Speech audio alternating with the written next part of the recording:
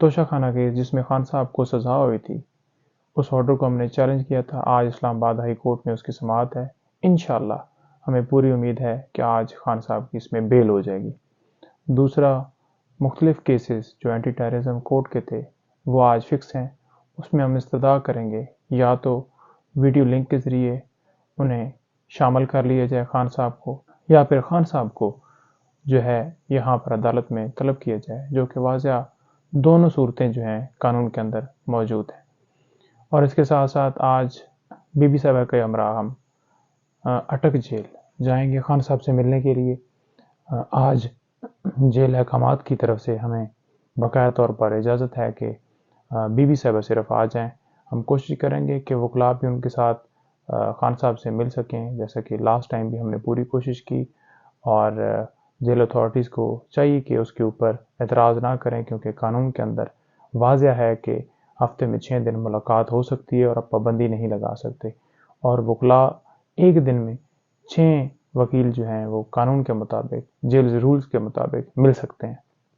تو آج ایک تو ہم وہاں جائیں گے، اور دوسرا مختلف کیسز کا آپ کو میں نے بتایا ہے۔ ایک توہین الیکشن کمیشن بھی آج لگا ہوا ہے، حالانکہ قانون کے اندر کہیں پہ توہین الیکشن کمیشن کا ذکر نہیں ہے، ہمیشہ کنٹیمپٹ آف کورٹ ہوتی ہے، اور جو الیکشن کمیشن ہے وہ اتھارٹی ہے نہ کہ کورٹ ہے۔ لیکن ہم فیس کر رہے ہیں خان صاحب تمام مقدمات جہاں جہاں پر ان کے لگے ہوئے ہیں، وہ قانون اور آئین کی بالادستی کے لیے ہر مقدمے میں پرسو کر رہے ہیں۔ آپ کو پتہ ہے کہ پہلے بھی جب وہ باہر تھے ہر مقدمے میں انہوں نے وہ اٹینڈ کیا اور گئے اور پیشیاں بھگتیں۔ تھینک یو سو مچ۔ بسم اللہ الرحمن الرحیم۔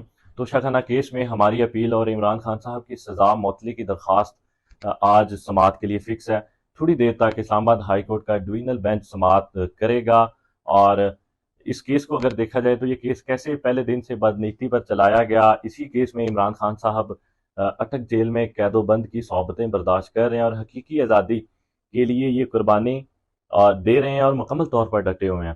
اگر قانونی طور پہ اس کیس کے حقائق کو دیکھا جائے تو اس میں ہزار ایسے پوائنٹس ہیں کہ اگر میرٹ پہ آج انشاءاللہ سنا جاتا ہے تو یہ فوری کیس جو ہے وہ معطل ہو جائے گا، فوری سزا بھی معطل ہو جائے گی۔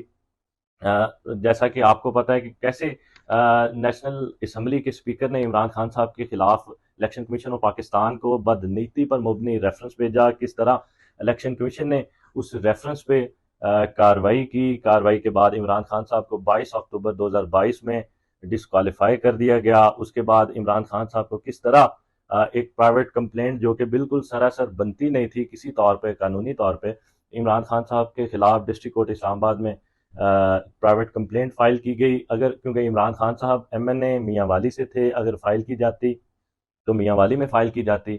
اس کے بعد جو کمپلیننٹ تھے اس کمپلینٹ کے، ان کے جو سائن اور ایفیڈیوٹ پہ علیحدہ تھے، کمپلینٹ پہ علیحدہ تھے، اتنی جلدی اور عجلت میں فائل کی گئی کہ جو ٹائم اور پیریڈ تھا اس کو بھی نہ دیکھا گیا، کیونکہ اس کمپلینٹ کو فائل کرنے کے لیے جو ٹائم ریکوائرڈ تھا وہ 120 دن کے اندر اندر فائل ہونی تھی، مگر جو فائل کی گئی وہ 1065 دن کے، مطلب 1000 دن کے بعد یہ فائل کی گئی۔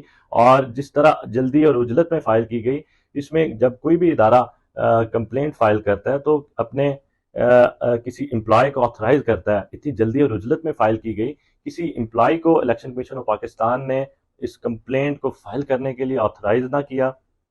تو اس میں ہزار ایسے پوائنٹس ہیں۔ اس کے بعد جب اس کی جنگی بنیادوں پہ کارروائی چلتی رہی، آپ کو پتہ ہے روز جو ہے ٹرائل کورٹ میں اس کی سماعت ہوتی تھی، چھٹیوں میں یہ کیس چلایا گیا، کس طرح عمران خان صاحب کو اور ہمیں اپنے حق میں شہادت ایویڈنس ریکارڈ کرنے کا موقع نہ دیا گیا، ہمیں اپنے گواہان پیش کرنے کا، اپنے حق میں صفائی دینے کے لیے جو ہم نے گواہان پیش کرنے تھے اس کا موقع نہ دیا گیا۔